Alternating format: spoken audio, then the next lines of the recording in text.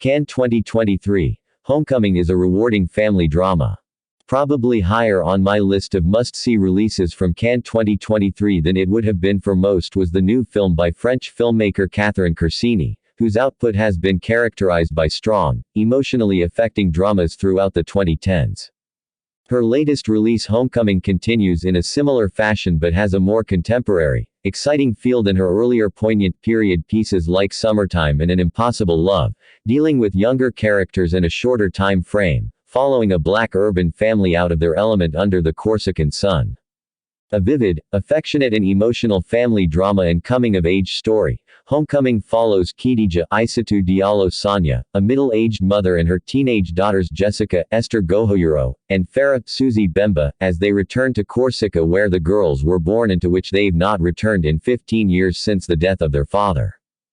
Kheididja is a nanny and has been invited with her own daughters to accompany her employers Denis Podolides and Virginie Ledoyen, to their summer home island where she had her whirlwind romance all those years earlier. The great love of her life left her bereaved, rejected and with two small girls to raise alone. She's uneasy about the prospect of unearthing so many painful memories, but her daughters, who barely remember Corsica or their father, are privately anxious to capitalize on this opportunity to learn more about themselves. And so, their relationship is tested as secrets are uncovered, and over the course of their respective formative summers, the family grows apart. The stories of each of Homecoming's key characters are told in parallel. Some are more isolated while others have a big impact on the bonds between the women, but each one develops the characters in convincing and engaging directions. Jessica undergoes a sexual awakening courtesy of a rich local girl, Lomaine de Dietrich. Farah embarks upon a rivalry with a local bully, Harold Orsini, and Kheididja reforges a close acquaintance with an old friend of her husband's, Cedric Appieto, perhaps finding a second chance at love with him.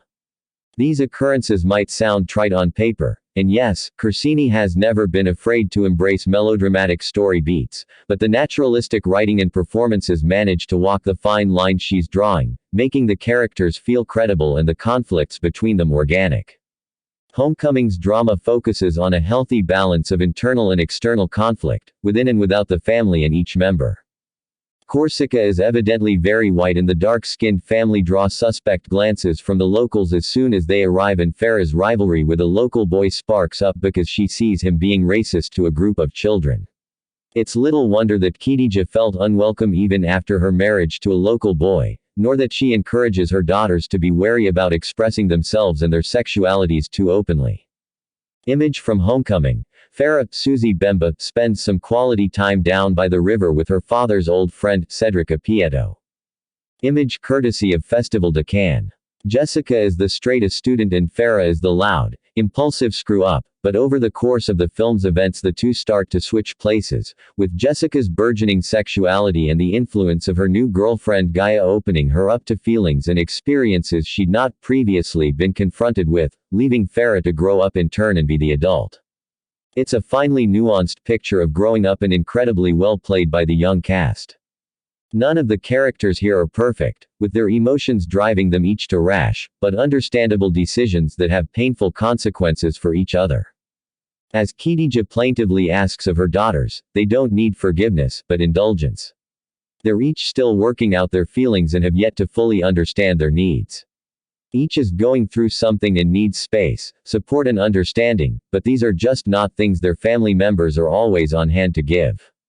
Homecoming is a refreshingly funny movie as well, with particular credit to Corsini and her young cast for one of the most credible, getting high for the first time, scenes in recent memory.